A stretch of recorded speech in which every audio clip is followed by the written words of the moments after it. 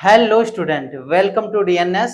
तो बच्चों, स्वागत है आपका एक नए लेक्चर में। और इस लेक्चर में हम लोग स्टार्ट करने वाले हैं वेक्टर का मल्टीप्लिकेशन।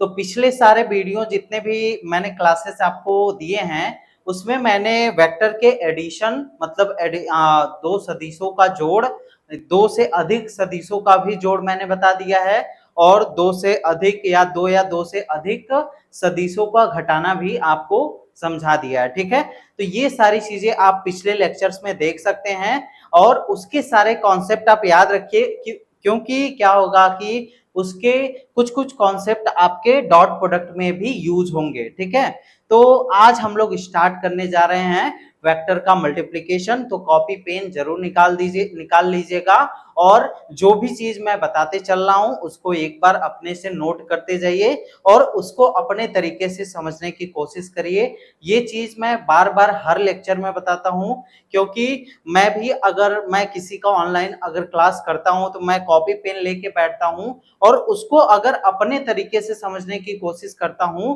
तो वो चीज हमेशा मुझे याद रहती है। तो वही चीज मैं आपको बता रहा हूं कि आप जब भी मेरा लेक्चर देखा करिए तो आप लोग जरूर कॉपी पेन लेके बैठा करिए, जिससे क्या होगा कि जो भी चीज मैं लिख रहा हूं या कोई भी चीज समझा रहा हूं तो उसको अपने तरीके से समझने की कोशिश करिए। और बाकी जो भी डाउट हो उसको व्हाट्सएप ग्रुप बना हुआ है, उससे आप क्लियर कर सकते हैं, उसमें पूछ सकते हैं हमसे, या डायरेक्टली कॉल भी कर सकते हैं। ठीक है, चलिए हम अपना लेक्चर स्टार्ट करते हैं। और पिछले जितने सारे लेक्चर हैं उसको जरूर देख लीजिए, क्योंकि वो वेक्टर के बेसिक्स हैं और वेक्टर के जोड़ और वेक्टर के घटाने हैं।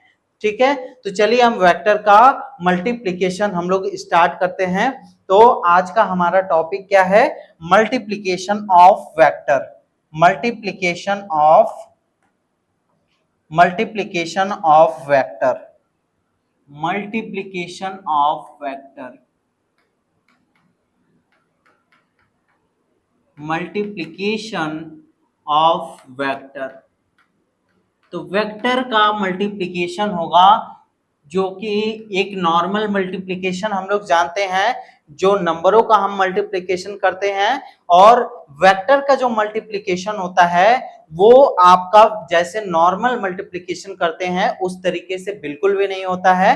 इसका मल्टीप्लिकेशन करने का दो मेथड हमको दिया गया है इसमें। ठीक है, दो मेथड से हम लोग वेक्टर का मल्टीप्लिकेशन कर सकते हैं।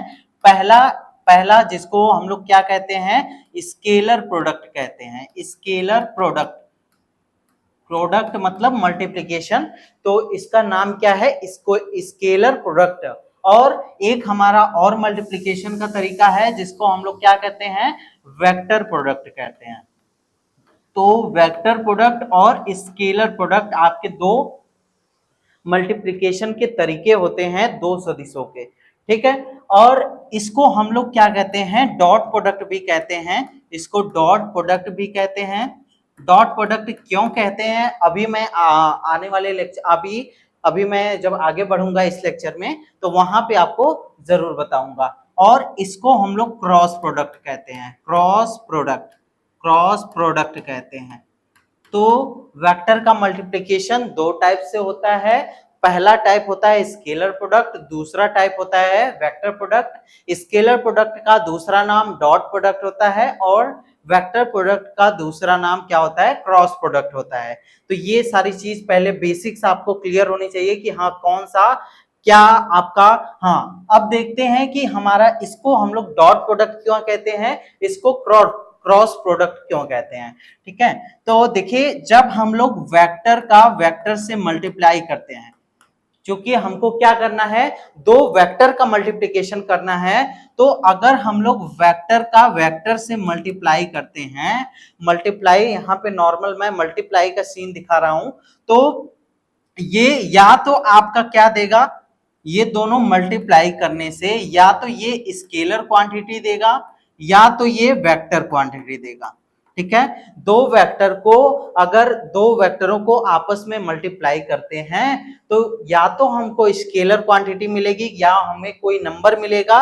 स्केलर क्वांटिटी मतलब कि हमको कोई नंबर मिलेगा। ठीक है, आप सीधा सा समझिए कि अगर स्केलर क्वांटिटी, क्योंकि स्केलर का डिफिनीशन क्या होता है, स्केलर के डिफिनीशन में मैंने आपको बताया था कि स्केलर क्वांटिटी ऐसी क्वांटिटी होती है जिसमें केवल परिमाण होता है, केवल मैग्नीट्यूड होता है, केवल नंबर होता है या केवल संख्या होती है। ठीक है, और वहीं पे अगर एक बार हम लोग वेक्टर का वेक्टर से मल्टीप्लाई करते हैं तो हमारा क्या आता है, वेक्टर ही आता है। ठीक है, तो जब हम लोग वेक्टर का वेक्टर से मल्टीप्लाई करते हैं, अगर इक्वल हमारा क्या आ जाए, ये सी जो आया ये हमारा क्या है, एक नंबर है, तो इसको हम लोग क्या कहते हैं, इसको हम लोग स्केलर प्रोडक्ट कहते हैं, स्केलर प्रोडक्ट कहते हैं। ठीक है, स्केलर प्रोडक्ट कहते हैं। तो स्केलर प्रोडक्ट जब भी आता है तो यहाँ पे दोनों वेक्टर के बीच में हम लोग डॉट ऑपरेटर यूज करते हैं। कौन सा ऑपरेटर यूज करते हैं, ये क्या है आपका, एक डॉट ऑपरेटर है। ठीक है, डॉट ऑपरेटर का मतलब क्या है, एक एक आपका ऑपरेटर है, मतलब एक, जैसे हम लोग गुणा के लिए एक पर्टिकुलर साइन लगाते हैं या भाग करने के लिए एक पर्टिकुलर साइन लगाते हैं, तो वो क्या है, वो साइन क्या है, एक ऑपरेटर है। हम उसको देखने से ये समझ जाते हैं कि हमको इस क्वेश्चन में करना क्या है। तो वही चीज यहाँ पे भी है कि अगर दो वेक्टरों का हम अगर मल्टीप्लाई करें, उनका जो रिजल्ट जो आए अगर स्केलर आए, तो वहां पे इन दोनों के बीच डॉट लगेगा, डॉट ऑपरेटर लगेगा, जिससे हम लोग समझ जाएंगे कि हमको इस क्वेश्चन में करना क्या है। ठीक है, तो ये चीज आपको क्लियर होनी चाहिए कि ये डॉट प्रोडक्ट इसको क्यों कहते हैं, और इसीलिए डॉट ऑपरेटर यहाँ पे यूज हो रहा है, इसीलिए इस प्रोडक्ट का क्या नाम होता है, डॉट प्रोडक्ट होता है। ठीक है, एक और चीज है, जैसे यहाँ पे देखिए दो वेक्टर का वेक्टर से मल्टीप्लाई करने पर, अगर दो वेक्टर्स का वेक्टर से मल्टीप्लाई करते हैं और हमारा आंसर क्या आ जाए, एक वेक्टर ही आ जाए। ठीक है, दो वेक्टर का वेक्टर से मल्टीप्लाई करते हैं तो हमारा अगर रिजल्ट क्या आ जाए, एक वेक्टर आ जाए, तो हम लोग इसको क्या कहते हैं, वेक्टर प्रोडक्ट कहते हैं, वेक्टर प्रोडक्ट कहते हैं। और जब भी वेक्टर प्रोडक्ट आता है, अगर वेक्टर हमारा रिजल्ट आता है, तो इनके बीच में जो ऑपरेटर रहता है वो क्रॉस प्रोडक्ट रहता, क्रॉस ऑपरेटर लगता है। ठीक है, तो क्रॉस ऑपरेटर लगने की वजह से इसको वेक्टर प्रोडक्ट को हम लोग क्या कहते हैं, क्रॉस प्रोडक्ट कहते हैं। ठीक है, तो ये दोनों बातें आपकी बहुत इंपॉर्टेंट है कि इसको क्रॉस प्रोडक्ट और इसको डॉट प्रोडक्ट हमारा नाम कैसे पड़ा। ठीक है, तो ये चीज मैंने इन दोनों बॉक्सेस में आपको समझा दिए हैं। बाकी मल्टीप्लिकेशन जो होता है वेक्टर का, ये दो तरीके होते हैं, और जब हम लोग वेक्टर का वेक्टर के साथ किसी दो वेक्टर का मल्टीप्लाई करते हैं, तो ये जरूरी नहीं है कि वेक्टर ही आए, हमारा स्केलर क्वांटिटी भी आ सकता है। वो कैसे आएगा, अभी मैं एग्जांपल के साथ आपको समझाऊंगा कि दो वेक्टर का मल्टीप्लाई करने पर कैसे हमारा एक स्केलर क्वांटिटी आएगा, एक नंबर आएगा, एक परिमाण आएगा। ठीक है, चलिए हम आगे चलते हैं। अब हमको देखना है dot product, dot product, dot product, dot product, और इसको हम लोग क्या कह सकते हैं, स्केलर प्रोडक्ट, स्केलर प्रोडक्ट। तो दो वेक्टर का अगर हमको स्केलर प्रोडक्ट करना है, लेट कर लेते हैं कि हमारे दो वेक्टर क्या हैं, ए वेक्टर हैं और ए एंड बी वेक्टर हैं, और इनके बीच में जो एंगल बना है वो थीटा है। ठीक है, एंगल कितना है इन दोनों वेक्टर्स के बीच में, एंगल जो है वो आपका कितना है, थीटा एंगल है।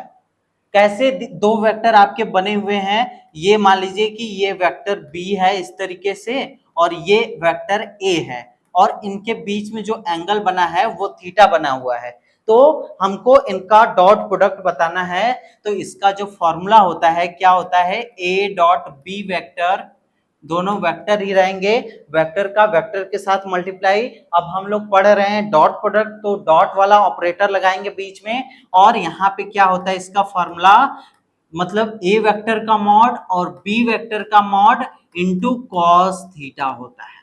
ठीक है, क्या होता है फॉर्मूला, अगर दो वेक्टर का डॉट प्रोडक्ट करना है तो हमारा जो फॉर्मूला होता है वो क्या होता है, मॉड ऑफ ए वेक्टर और mod of B vector into cos theta होता है। अब और देखिए यहां पे इसको और मॉडिफाई कर सकते हैं इस फॉर्मूले को। मॉड ऑफ ए वेक्टर को हम लोग क्या ए वेक्टर ए लिख सकते हैं केवल? जी बिल्कुल लिख सकते हैं, क्योंकि मैग्नीट्यूड वाले जब मैं बेसिक्स बता रहा था तो आपको इंट्रो जब मैं बेसिक्स बता रहा था तो वहां पे मैंने बताया कि मॉड ऑफ कोई भी वेक्टर अगर मॉड में चला जाए तो उसको हम लोग एक नंबर के रूप में बस दिखा सकते हैं, ठीक है। तो ये आपका अगर हम लोग मॉड ऑफ ए को ए वेक्टर लिख सकते हैं और मॉड ऑफ बी वेक्टर को बी लिख सकते हैं, तो पूरा फॉर्मूला आपका चेंज होके एक और टर्म में आ जाएगा, A vector B vector dot equal to A B cos theta, A B cos theta. तो इस तरीके से दो फॉर्मूले आपके बनते हैं। अगर दो वेक्टर का डॉट प्रोडक्ट कराया जाए तो ये आपका फॉर्मूला होता है किसी दो वेक्टर का डॉट प्रोडक्ट निकालने के लिए, ठीक है। अभी मैं इससे एक एक क्वेश्चन भी कराऊंगा जिससे ये टॉपिक आपको क्या हो जाए, ये फॉर्मूला आपको एकदम याद हो जाए और कैसे क्वेश्चंस में अप्लाई करना है वो भी आपका क्लियर हो जाए, ठीक है। ये आपका डॉट प्रोडक्ट है, ये हमने बता दिया। अब हम इसका कार्टेशियन में भी कैसे मल्टीप्लाई करते हैं उस चीज को भी मैं एक्सप्लेन करूंगा। और बाकी हमारा जो एंगल है, अगर हमको दो वेक्टरों के बीच का एंगल बताना हो तो cos theta equal to formula क्या होता है? फॉर्मूला आप यहां से cos थीटा की वैल्यू निकाल लीजिए, वही आपका एंगल निकल जाएगा। तो ये क्या हो जाएगा, A vector dot B vector इधर ही रहेगा और ये दोनों mod of A vector mod of B vector ये दोनों आपके इस तरीके से नीचे आ जाएंगे, ठीक है। तो हम लोग को अगर किसी दो वेक्टर के बीच का अगर एंगल पता करना है तो हम लोग क्या कर सकते हैं, हम लोग ये वाला फॉर्मूला सीधे A vector dot product B vector के साथ जो वैल्यू आएगी उसको लिखेंगे और अपान उन दोनों वेक्टर का जो रिजल्ट आया था उसका अगर हम लोग मॉड कर देंगे तो ये हमारा, अगर दोनों का हम लोग डिवाइड कर देंगे तो जो एंगल आपका निकल के आएगा वही हमारा क्या कहलाएगा, angle between those two vector. तो cos थीटा इक्वल टू आपका क्या हो जाएगा, cos in theta equal to क्या हो जाएगा, cos inverse A vector dot B vector और अपॉन में आपका क्या रहेगा, मॉड ऑफ ए वेक्टर और मॉड ऑफ बी वेक्टर, ठीक है। इस तरीके से आप किसी भी दो वेक्टर का मॉड नहीं, आप दो वेक्टर का डॉट प्रोडक्ट या स्केलर प्रोडक्ट कर सकते हैं, या आप क्या कर सकते हैं उसके दोनों के बीच में एंगल भी निकाल सकते हैं। और हाँ ये देखिए, जो आप इस क्वांटिटी को आप कैसे कहेंगे कि ये आपका एक स्केलर क्वांटिटी का मतलब आप सीधा सा समझिए कि स्केलर क्वांटिटी मतलब बस हमको मैग्नीट्यूड चाहिए। मैग्नीट्यूड मतलब कोई भी संख्या, अगर जहां कोई संख्या आ गया तो समझ जाइए कि आपका यहाँ पे क्या आया है, यहाँ पे ये एक स्केलर क्वांटिटी है। तो जब देखिए यहाँ पे मॉड ऑफ ए निकाला आपने तो ए आया, मान लीजिए कि अगर हमने कोई वैल्यू यहाँ पे रख दिया, ए की वैल्यू मान लीजिए 1 है और बी की वैल्यू 2 है और यहाँ से cos 60, यहाँ पे मान लीजिए 4, ए की वैल्यू 4 है, बी की वैल्यू 2 है और यहाँ पे मान लीजिए थीटा आपको दिया गया है क्वेश्चन में 60 डिग्री। तो अगर आप इस वाले फॉर्मूले में अगर उसको पुट करेंगे तो 4 इंटू 2 cos 60 हो जाएगा। cos 60 की वैल्यू कितनी होती है, 1/2 होती है, तो 1/2 से 2 कैंसिल आउट हो जाएगा। तो जो आंसर आएगा आपका ए डॉट बी का जो आंसर आएगा वो आपका क्या आ जाएगा, 4 आ जाएगा, 4, ठीक है।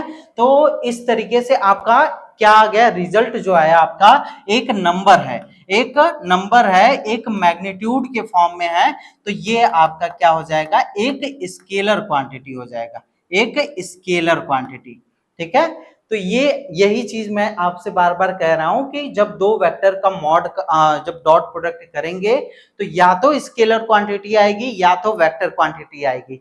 तो आज हम लोग किसके लिए बात कर रहे हैं, केवल स्केलर क्वांटिटी के बारे में बात कर रहे हैं कि दो वेक्टर का डॉट करने पर अगर स्केलर क्वांटिटी आएगा तो उस प्रोडक्ट को क्या कहेंगे, या उसको और किस नाम से बुलाते हैं, या हम उसको क्वेश्चन में कैसे अप्लाई करते हैं, ये सारी चीजें यहां से आपके क्लियर हो जाएंगी। ठीक है, तो ये चीज आपको क्लियर हो गई होगी। आइए इसके कुछ स्पेशल केसेस हैं उसको देख लेते हैं।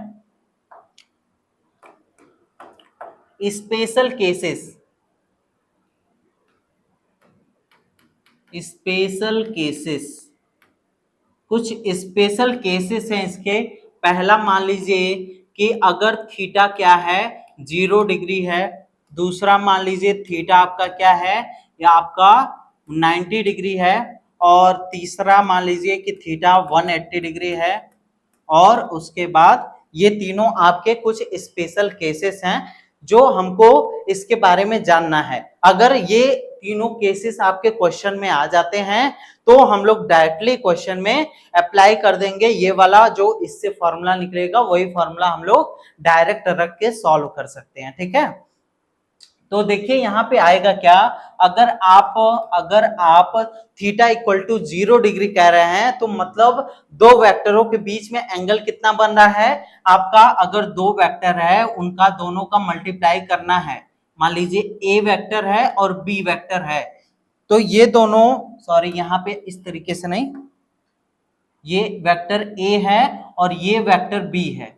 ये वेक्टर ए और बी इस तरीके से हैं, तो इन दोनों के बीच में एंगल कितना बन रहा है 0 डिग्री। मतलब अगर इस तरीके से वेक्टर रहे तो आपका जो फॉर्मूला अगर यहाँ पे अप्लाई करेंगे तो देखिए क्या आएगा आपका फॉर्मूला, यहाँ पे अप्लाई करिए, mod of A vector mod of B vector into cos 0 degree हमको रख देना है यहाँ पे। तो cos 0 डिग्री की वैल्यू कितनी होती है 1 होती है, तो यहां से हम लोग क्या लिख सकते हैं ए बी। मतलब अगर दो वेक्टर का हम लोग क्या कर रहे हैं, या इसको इस तरीके से लिख दीजिए ए वेक्टर डॉट बी वेक्टर, अगर एंगल आपका 0 डिग्री है तो हमारा आंसर जो आएगा ए डॉट बी के फॉर्म में आएगा। ठीक है, तो ये आपका पहला स्पेशल केस है। अगर क्वेश्चन में आ जाए कि दो वेक्टर अपने आप में 0 डिग्री का एंगल बना रहे हैं, उनका डॉट प्रोडक्ट करके दिखाइए, तो डायरेक्ट हम लोग ए डॉट बी रखेंगे और उसका आंसर बता देंगे। ठीक है, और आइए अब देखते हैं, ये आपका मोस्ट इंपॉर्टेंट है, ये आपका मोस्ट इंपॉर्टेंट केस है। ये केस आपका लिखे हुए टर्म में आ जाता है कि जैसे जब दो वेक्टर अपने आप के बीच में कितना एंगल बनाए 90 डिग्री का एंगल बनाए, तो इस तरीके से मान लीजिए, इस तरीके से ए वेक्टर है, ये बी वेक्टर, ये दोनों बीच में कितना डिग्री का एंगल बना रहे हैं 90 डिग्री का बना रहे हैं, तो हमारा जो फॉर्मूला आएगा दो वेक्टर के डॉट प्रोडक्ट का वो क्या आ जाएगा, देखिए अगर यहां से हम रखते हैं तो आपका क्या हो जाएगा mod of A vector mod of B vector और cos 90 डिग्री, cos 90 डिग्री, तो cos 90 डिग्री की वैल्यू कितनी होती है 0 होती है, तो यहां से आपका क्या आ जाएगा a dot B vector equal to क्या हो जाएगा 0 हो जाएगा। तो मतलब अगर आपका एंगल दो वेक्टर के बीच में 90 डिग्री है तो वो जो उसका जो फॉर्मूला होगा या उसको डायरेक्टली हम लोग क्या कर देंगे 0 डिग्री कर देंगे, 0 आंसर आएगा दो वेक्टर का अगर डॉट प्रोडक्ट करना है। दो वेक्टर अगर आपस में क्या है परपेंडिकुलर है, ये किसका केस है, ये परपेंडिकुलर का केस है। अगर ये परपेंडिकुलर हो दो वेक्टर आपस में, अगर उनका डॉट प्रोडक्ट करना है और डॉट प्रोडक्ट करना है तो डॉट प्रोडक्ट करने पर हमारा जो आंसर आएगा वो 0 आएगा। ये चीज हमेशा आपको मिलेगी, जब आप आगे के क्लासेस में जाएंगे तब भी आपको ये चीज आपको देखने को मिलेगी। या आपसे डायरेक्टली क्वेश्चन में लिख देगा if vector A and B are perpendicular to each other. अगर आपको इतना चीज अगर आपको क्वेश्चन में दे दिया तो आपको समझ जाना है कि अगर ए डॉट बी होगा इनका तो हमेशा आपका 0 डिग्री 0 आंसर आएगा। ठीक है, तो इस तरीके से दूसरा केस आपका ये है। अब बात करते हैं तीसरे केस के बारे में। अगर दो वेक्टर क्या करें, आपका 180 डिग्री का एंगल बनाए, मतलब कि एक वेक्टर इस तरीके से है, एक वेक्टर इस तरीके से, एक वेक्टर इस तरीके से, ठीक है, ए वेक्टर बी वेक्टर, तो कितने डिग्री का एंगल बना रहे हैं, 180 डिग्री का। अब इनका डॉट प्रोडक्ट हमको करना है, तो dot product A vector dot B vector, इसका मॉड रहेगा cos 180 डिग्री। तो cos 180 डिग्री की वैल्यू कितनी होती है, पिछले क्लासेस में भी मैंने बताया है, cos 180 डिग्री की वैल्यू कितनी होती है, -1 होती है। cos का जो मैक्सिमम पॉजिटिव में वैल्यू होता है वो हमेशा +1 होता है, और जो मिनिमम आपका मैक्सिमम निगेटिव में जो वैल्यू होता है वो -1 होता है। तो यहां से आपका, यहां से जो ये वाला इसका फॉर्मूला क्या हो जाएगा, इसका आंसर क्या निकल के आ जाएगा, ए डॉट बी वेक्टर का आपका क्या निकल जाएगा, यहां से -a डॉट बी आ जाएगा। ठीक है, यहाँ पे माइनस का मल्टीप्लीकेशन हो जाएगा। तो इस तरीके से आपको अगर ये तीनों केसेस अगर आपको किसी क्वेश्चन में दिख जाते हैं तो आराम से ये फॉर्मूले, ये तीनों फॉर्मूले आप यूज कर सकते हैं। ठीक है, एंगल के बेसिस पे अगर आपको कोई क्वेश्चन दिया गया है तो अगर इन तीनों में से कोई भी एंगल होगा तो आप यहां से लिख सकते हैं। ठीक है, ये तीन स्पेशल केसेस थे, और कुछ आपके प्रॉपर्टीज हैं, आपके किसके, डॉट प्रोडक्ट के कुछ प्रॉपर्टीज हैं, उसको भी देख लेते हैं। उसके बाद मैं एक एक क्वेश्चन भी आपको उस पे से सॉल्व करवाऊंगा। देखिए, अब इसके स्पेशल प्रॉपर्टीज भी देख लेते हैं। Special properties, special properties, special properties इसके क्या हैं, तो पहली प्रॉपर्टी जो है आपका, पहली प्रॉपर्टी है it holds, it holds, it holds commutative law, commutative law. ठीक है, ये कम्यूटेटिव लॉ को फॉलो करता है कौन, डॉट प्रोडक्ट जो होता है वो हमेशा कम्यूटेटिव लॉ को फॉलो करता है। ये आपका पहला इसका प्रॉपर्टी होता है डॉट प्रोडक्ट का। तो कम्यूटेटिव लॉ का मतलब क्या होता है कि अगर a डॉट बी करें या b डॉट a करें, इन दोनों की वैल्यू क्या है, ये सेम आए। ठीक है, तो ये हम कहेंगे कि ये आप कम्यूटेटिव लॉ को फॉलो कर रहा है, मतलब दो वेक्टर का अगर डॉट प्रोडक्ट करते हैं तो ये हमेशा कम्यूटेटिव लॉ को फॉलो करता है। ठीक है, इस तरीके से अगर आपको प्रूफ आ जाए कोई भी तो वहां पे आप डायरेक्टली इसको रख सकते हैं, क्योंकि इसका ज्यादा यूज, इस प्रॉपर्टीज का ज्यादा यूज आपका जब आपको वेक्टर दिया रहेगा, अगर आपको प्रूफ करना रहेगा कुछ, तो वहां पे ये चीजें ज्यादा यूज होती हैं। ठीक है, अब आइए दूसरी प्रॉपर्टी देख लेते हैं। It holds, it holds distributive law, distributive law, ये डिस्ट्रीब्यूटिव लॉ को भी फॉलो करता है। कौन डिस्ट्रीब्यूटिव लॉ को फॉलो करता है, डॉट प्रोडक्ट हमारा डिस्ट्रीब्यूटिव लॉ को फॉलो करता है। डिस्ट्रीब्यूटिव लॉ का मतलब क्या हो गया, अगर a डॉट बी प्लस सी है तो यहाँ पे क्या हो जाएगा, ये आपका a डॉट बी और प्लस a डॉट सी के बराबर होगा। ठीक है, ये भी फॉर्मूला बहुत इंपॉर्टेंट है। जब आप प्रूफ करेंगे या आपसे क्वेश्चन में पूछ दे, आपसे 2-3 वेक्टर दिए गए हैं या आप 3 वेक्टर आपको दिए गए रहेंगे और पूछ देगा apply distributive law in this question, तो डिस्ट्रीब्यूटिव लॉ आप किस तरीके से अप्लाई करेंगे, इस तरीके से आप डिस्ट्रीब्यूटिव लॉ अप्लाई कर सकते हैं। ठीक है, अब आइए देखते हैं थर्ड जो लॉ है, मतलब ये आपका अगर दो वेक्टर का आपस में ही मल्टीप्लिकेशन करते हैं, दो वेक्टर का अगर आपस में मल्टीप्लिकेशन करते हैं तो वही वेक्टर का मैग्नीट्यूड का स्क्वायर आएगा। ठीक है, आइए देखते हैं कैसे आएगा। अगर ए वेक्टर है, इसका मल्टीप्लाई करते हैं, ए वेक्टर का मल्टीप्लाई करते हैं ए वेक्टर के साथ, तो इनका जो मल्टीप्लाई होगा वो क्या आएगा, mod of A vector, sorry यहाँ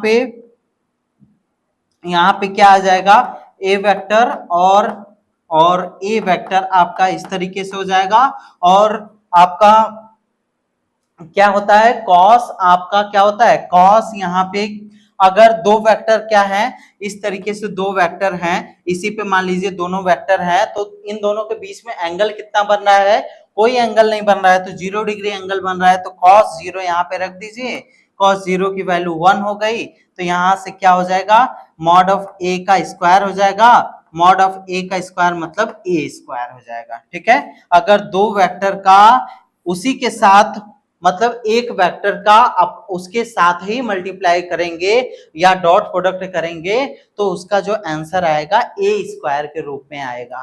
ठीक है, तो ये तीन इंपॉर्टेंट प्रॉपर्टीज थी, ये आपके तीन स्पेशल केसेस थे और ये हमारा फॉर्मूला था और ये आपका एंगल निकालने का फॉर्मूला था। तो ये सारी चीज मैं आपको क्लियरली आपको एक्सप्लेन कर दिया। ठीक है, अब आइए हम लोग देखते हैं ऑर्थोगोनल यूनिट वेक्टर के रूप में, फिर उसके बाद हम लोग कार्टेशियन फॉर्म में चलेंगे। ठीक है, देखिए अब हम लोग चलते हैं, पहले हम लोग ऑर्थोगोनल यूनिट वेक्टर को देख लेते हैं कि अगर हम लोग ऑर्थोगोनल यूनिट वेक्टर का मल्टीप्लाई करेंगे तो क्या होगा। Orthogonal unit vector orthogonal unit vector क्या क्या होते हैं, आई कैप एक्स एक्सिस पर, वाई एक्सिस पे जे कैप और जेड एक्सिस पे के कैप होता है। इस तरीके से ऑर्थोगोनल यूनिट वेक्टर मैंने आपको एक्सप्लेन किया है। और अगर इसको एक्सिस पे बनाना है तो आप इस तरीके से बना दीजिए इसको। ठीक है, यहाँ पे x है, ये y है, ये z एक्सिस है, तो इस पे आपका क्या होगा, आई कैप होगा, आई कैप के परपेंडिकुलर आपका क्या होगा, जे कैप होगा, जे कैप के परपेंडिकुलर के कैप होगा। इस तरीके से आपके तीन आपके ऑर्थोगोनल यूनिट वेक्टर होते हैं। तो अगर हमको ऑर्थोगोनल यूनिट वेक्टर का अगर आपस में मल्टीप्लाई करते हैं, मतलब आई के साथ आई कैप का अगर मल्टीप्लाई करते हैं या मैं कहूं डॉट प्रोडक्ट करना है, तो हमारा आंसर क्या आएगा, ये चीज आपको क्लियर होनी बहुत जरूरी है, क्योंकि ये चीज आपकी ये बहुत इंपॉर्टेंट टर्म है। ये चीज आपका कार्टेशियन फॉर्म में हमेशा यूज होगा और हमेशा आपसे पूछा जाएगा। अगर ये चीज आपको क्लियर नहीं रहती है तो आप कार्टेशियन फॉर्म का कोई भी क्वेश्चन आप आसानी से नहीं लगा पाएंगे। ठीक है, तो ये वैल्यू आपको याद रहनी बहुत जरूरी है। तो इस वैल्यू को देखिए क्या आएगा आपका, अगर हमको i के साथ i का मल्टीप्लाई करेंगे, j का j के साथ डॉट प्रोडक्ट करेंगे और k का k के साथ डॉट प्रोडक्ट करेंगे तो हमारा आंसर क्या आएगा। तो देखिए जब i का i के साथ मल्टीप्लाई होगा तो मैंने यहाँ पे बताया कि अगर दो वेक्टर का उसी के साथ मल्टीप्लाई होगा तो उसके मॉड का स्क्वायर आता है। तो यहाँ पे अगर इसके मॉड का स्क्वायर लिखेंगे, आई कैप के मॉड का स्क्वायर, तो आई कैप की वैल्यू कितनी होती है, यूनिट वेक्टर की वैल्यू हमेशा क्या होती है, इनका मैग्नीट्यूड क्या होता है, हमेशा मैग्नीट्यूड जो होता है, परिमाण जो होता है हमेशा 1 होता है। तो यहां से 1 रखेंगे तो यहाँ आंसर 1 आएगा। ठीक है, इसी तरीके से जे का स्क्वायर करेंगे तो इसकी वैल्यू क्या आएगी, 1 आएगी। या आप k का k के साथ स्क्वायर करेंगे तो इसकी वैल्यू क्या आएगी, 1 आएगी। ठीक है, या इस क्वेश्चन को इस तरीके से मान लीजिए k डॉट के कैप है, k कैप डॉट के कैप है, इसको हम लोग नॉर्मल फॉर्मूले से भी लगा के कर सकते हैं। क्या होगा, k कैप डॉट के कैप और कॉस थीटा, थीटा जो अगर k का k के साथ है तो इन दोनों के बीच में एंगल कितना बन रहा है, 0 डिग्री बन रहा है। तो यहां से k का जो मैग्नीट्यूड होगा 1 होगा हमेशा, क्योंकि यूनिट वेक्टर है, इसकी भी वैल्यू 1 होगी, cos 0 की भी वैल्यू 1 होगी, तो पूरा आंसर आपका क्या आ जाएगा, 1 आ जाएगा। तो मैंने दो तरीकों से बताया कि अगर सेम वेक्टर हैं या सेम वेक्टर के साथ अगर हम मल्टीप्लाई कर ऑर्थोगोनल यूनिट वेक्टर में अगर सेम यूनिट वेक्टर के साथ हम लोग डॉट प्रोडक्ट करते हैं तो हमारा आंसर हमेशा 1 आएगा।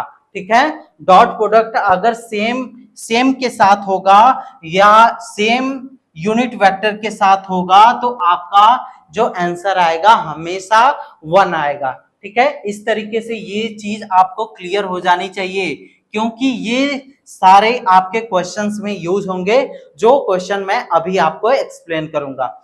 अब देखिए, अगर आपसे वहीं पे पूछूं कि आई के साथ जे करिए या जे के साथ आई करिए, तो आपका आंसर क्या आएगा?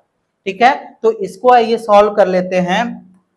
तो अगर आई कैप है और जे कैप है तो फॉर्मूला लगाइए, आई कैप का मॉड जे कैप का मॉड और इनटू आपका क्या हो जाएगा। अगर ये दोनों क्या होते हैं, हमेशा एक दूसरे से परपेंडिकुलर होते हैं, परपेंडिकुलर है तो एंगल कितना बनेगा, 90 डिग्री बनेगा।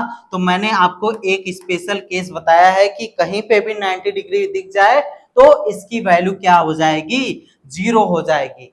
ठीक है, अगर या तो हम आई डॉट जे करें, क्योंकि ये डिस्ट्रीब्यूटिव लॉ को फॉलो करता है, ठीक, सॉरी, कम्यूटेटिव लॉ को फॉलो करता है, इसलिए आई डॉट जे कैप करें या जे कैप डॉट आई कैप करें तो आंसर हमेशा आपका 0 ही आएगा। ठीक है, वहीं पे मान लीजिए अगर जे के साथ के का है और के के साथ जे का है डॉट प्रोडक्ट, तो इसका भी आंसर 0 आएगा। और के साथ आई का है, के के साथ आई का है और आई के साथ के का है, तो इसका भी आंसर 0 ही आएगा। ठीक है, इस तरीके से आपका ये एक और इंपॉर्टेंट फॉर्मूला बन गया। या आप सीधा से याद रख सकते हैं कि अगर आपका same vector same unit vector के साथ ऑर्थोगोनल यूनिट वेक्टर के साथ मल्टीप्लाई हो रहा है तो हमेशा वैल्यू आपकी 1 आएगी। अगर डिफरेंट के साथ मल्टीप्लाई हो रहा है या डॉट प्रोडक्ट हो रहा है तो 0 आएगा। और या तो आपका अगर, या हम लोग पहले तो क्या चले थे, क्लॉकवाइज चले थे, मतलब आई के साथ जे का और जे के साथ आपका जे के साथ के का हुआ था, के के साथ आई का हुआ था, तो इस तरीके से 0 आया था। या अगर हम लोग आई के साथ के का करें, के साथ जे का करें, तो वो भी वैल्यू आपकी 0 ही आएगी। मतलब ये दोनों फॉर्मूला आपको अगर याद है तो कार्टेशियन फॉर्म का अगर ए डॉट बी आपको मिल जाएगा तो आप बिल्कुल उस क्वेश्चन को सॉल्व कर सकते हैं आसान तरीके से। ठीक है, तो ये दोनों फार्मूला आप याद करने का तरीका यही है इसका, कि अगर सेम वेक्टर है तो सेम ऑर्थोगोनल यूनिट वेक्टर है तो उसकी वैल्यू 1 आएगी, अगर डिफरेंट वैल्यू है तो 0 आएगी। बस इतना आपको याद रखना है। ठीक है, चलिए अब एक क्वेश्चन भी ले लेते हैं हम लोग। कब से मैं आपको कई फॉर्मूले आपको बता दिया तो आपको बहुत ज्यादा कंफ्यूजन हो रहा होगा। ठीक है, तो कंफ्यूज बिल्कुल भी मत होइए। अब आइए हम लोग सीखते हैं वेक्टर का multiplication in the Cartesian form. Two vector dot product या स्केलर प्रोडक्ट इन कार्टेशियन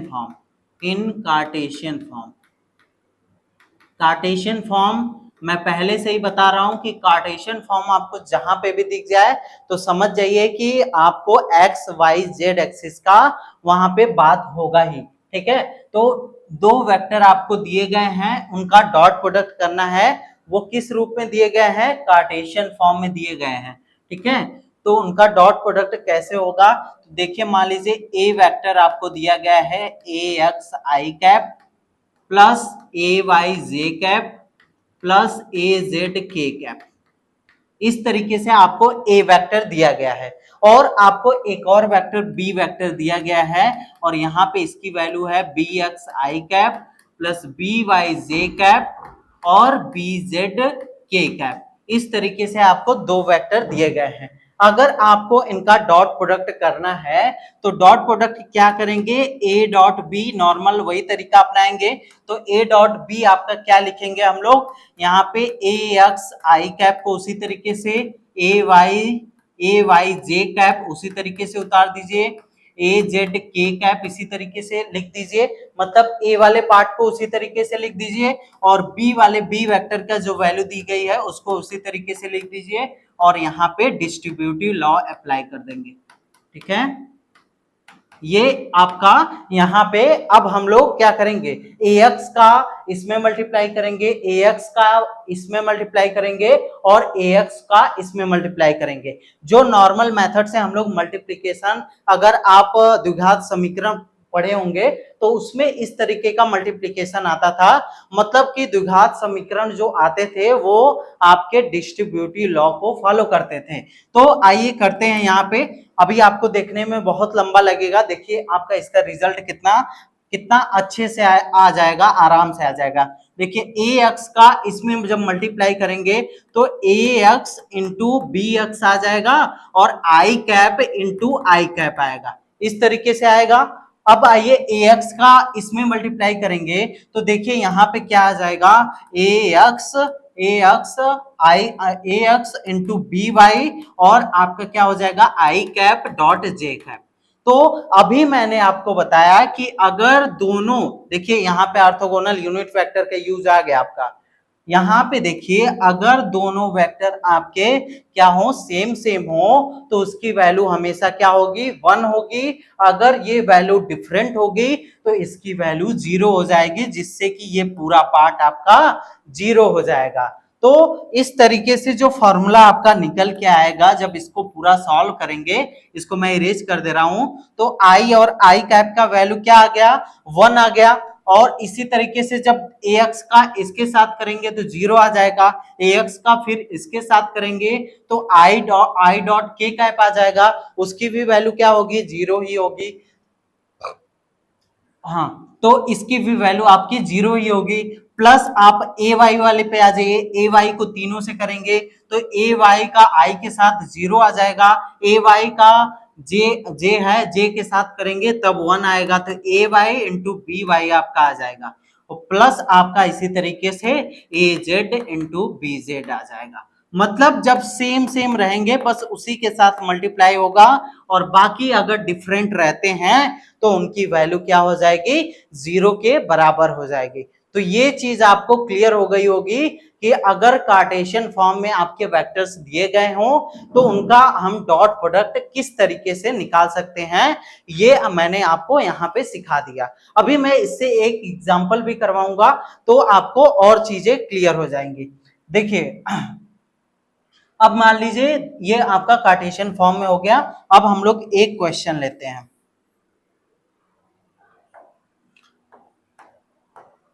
हाँ देखिए क्वेश्चन क्या है आपका, मान लीजिए ए वेक्टर आपको दिया गया है यहाँ पे 2i cap plus 2j cap plus 4k cap, इस तरीके से ए वेक्टर और बी वेक्टर आपको दिए गए हैं। यहाँ पे मान लीजिए 3i cap plus 4j cap plus 1 आपका k कैप है। इस तरीके से आपको वेक्टर दिए गए हैं, इनका क्या निकालना है, हमको डॉट प्रोडक्ट करना है, डॉट प्रोडक्ट करना है, डॉट प्रोडक्ट करना है हमको।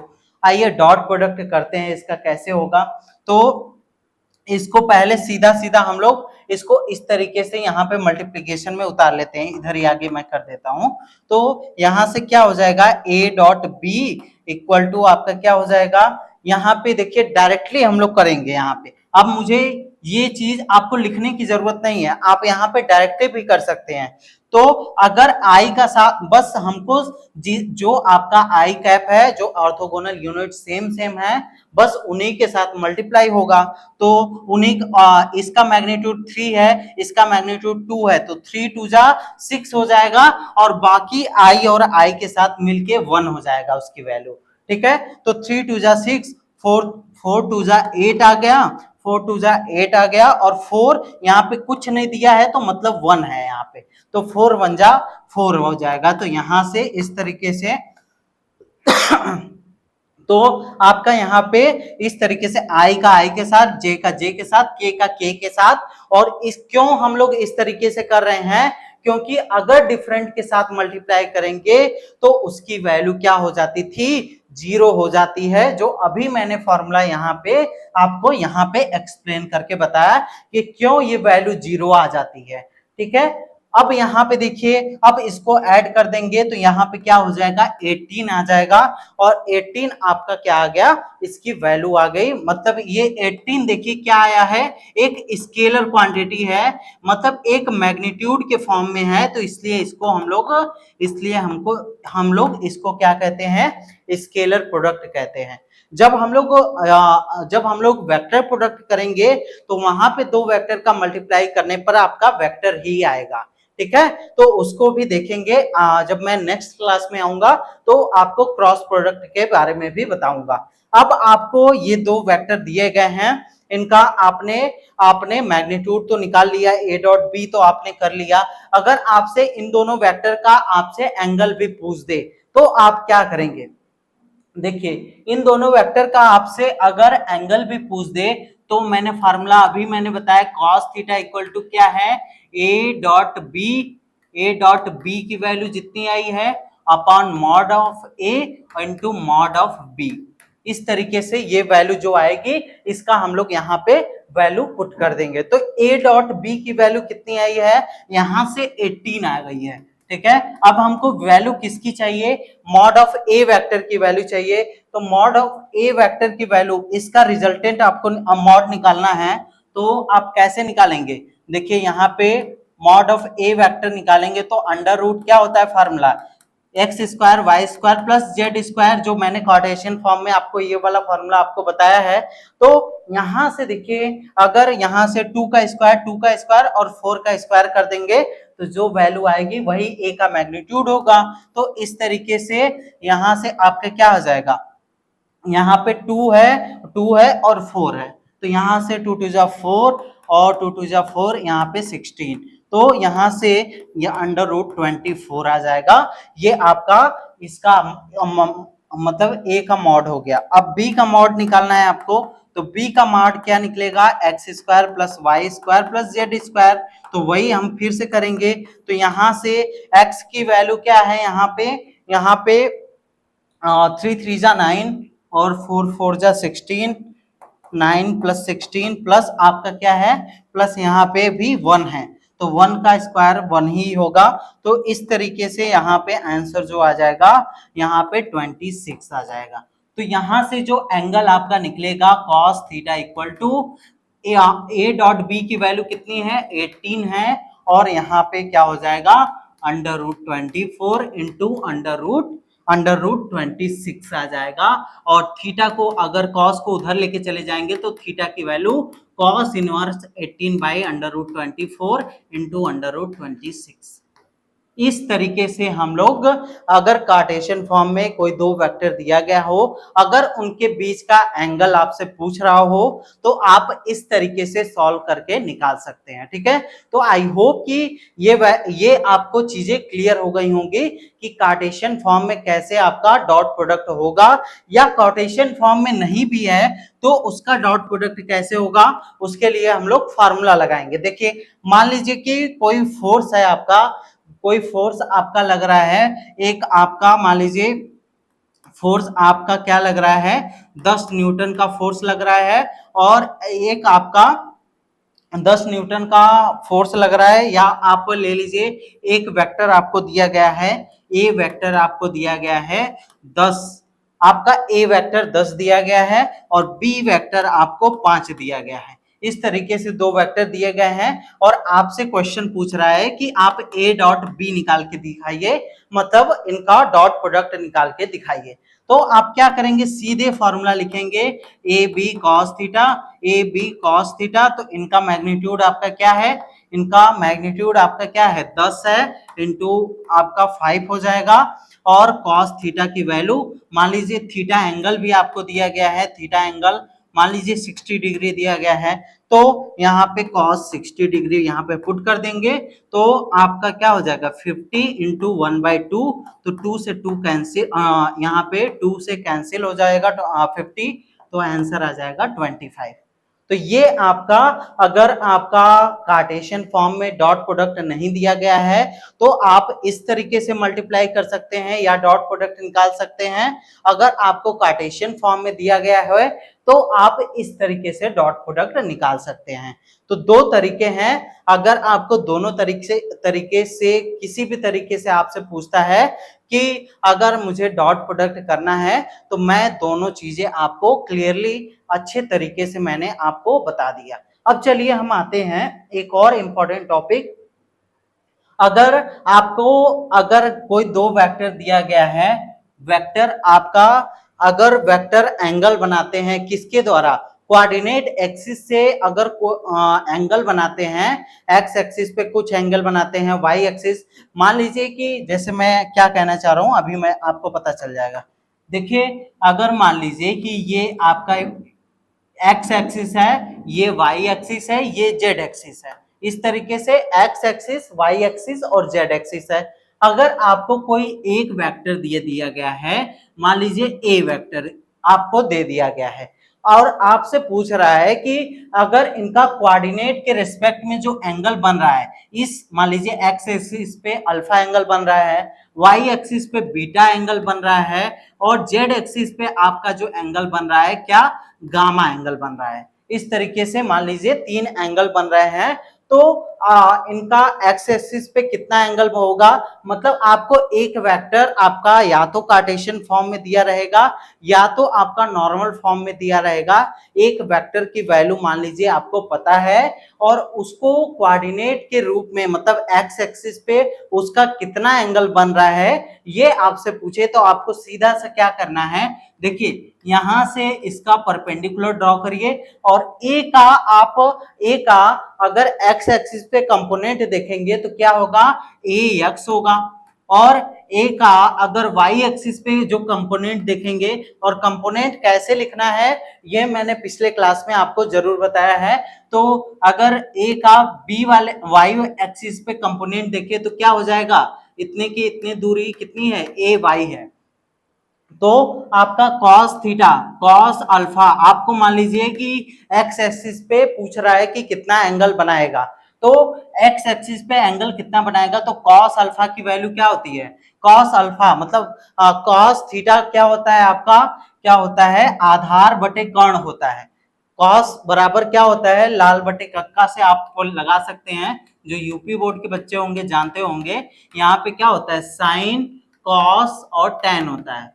तो आप कॉस पे देखिए कि आधार बटे कर्ण होता है, तो यहाँ पे इस एंगल ये आपका अल्फा एंगल है और इसी पे आपका पूछ रहा है कि क्या होगा एंगल, क्या बनेगा एक्स एक्सिस पे, तो ए एक्स आपका इसका कंपोनेंट जो है मतलब आधार आपका ए एक्स है, आधार बटे कर्ण, कर्ण की वैल्यू क्या है, ए वेक्टर है, तो यहां से मॉड ऑफ ए वेक्टर निकाल दीजिए तो ये आपका कॉस अल्फा निकल जाएगा।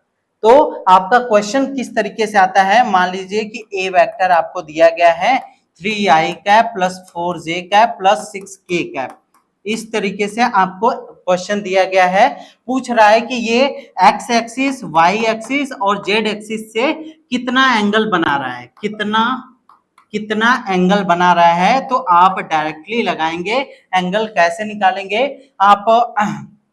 आप एंगल कैसे निकालेंगे, अगर एक्स एक्सिस पे पूछ रहा है तो कॉस अल्फा लिखेंगे, कॉस अल्फा लिखेंगे और कॉस अल्फा पे आपका क्या हो जाएगा, ये जो वैल्यू है इसी को हम लोग क्या कहते हैं, ए एक्स कहते हैं, तो 3 और मॉड ऑफ ए वेक्टर क्या हो जाएगा, मतलब इस वेक्टर का हम लोग मॉड निकाल देंगे, तो मॉड क्या आ जाएगा, ए वेक्टर का मॉड क्या आ जाएगा, यहां से क्या हो जाएगा 3 3 जा 9 प्लस 4 4 जा 16 प्लस 6 6 जा यहाँ पे 36 हो जाएगा, तो तीनों को जब प्लस करेंगे तो क्या हो जाएगा, यहाँ पे 25 प्लस 36, यहाँ पे ऐड करेंगे तो यहाँ पे 1 3 2 5 6, तो अंडर रूट 61 आ जाएगा। तो यहाँ पे डायरेक्ट जो आपका एंगल अगर आपसे एक्स एक्सिस पे पूछ दिया तो 3/61 आप डायरेक्टली बता सकते हैं, ठीक है। तो कोऑर्डिनेट के साथ अगर आपका एंगल पूछे, कॉस बीटा पूछे, तो आपको यहाँ पे ए वाई लिखना है upon under root mod of, और अगर आपसे पूछ दे कॉस गामा तो A Z by mod of A vector. इस तरीके से आपका ये 3 फॉर्मूले बहुत इंपॉर्टेंट हैं, ये भी क्वेश्चन आपसे कई बार पूछा जाता है, एग्जाम्स में आते हैं, ठीक है। तो ये 3 फॉर्मूला आप जरूर याद रखिए, ये आप 3 फॉर्मूले आप जरूर याद रखिए। क्या है, अगर cos अल्फा एक्स एक्सिस पे निकालना है तो आपको ए एक्स को रखना है, अगर y एक्सिस पे ये देखिए x एक्सिस पे के लिए cos अल्फा, y एक्सिस के लिए cos बीटा और z एक्सिस के लिए आपका क्या हो जाएगा, cos गामा हो जाएगा।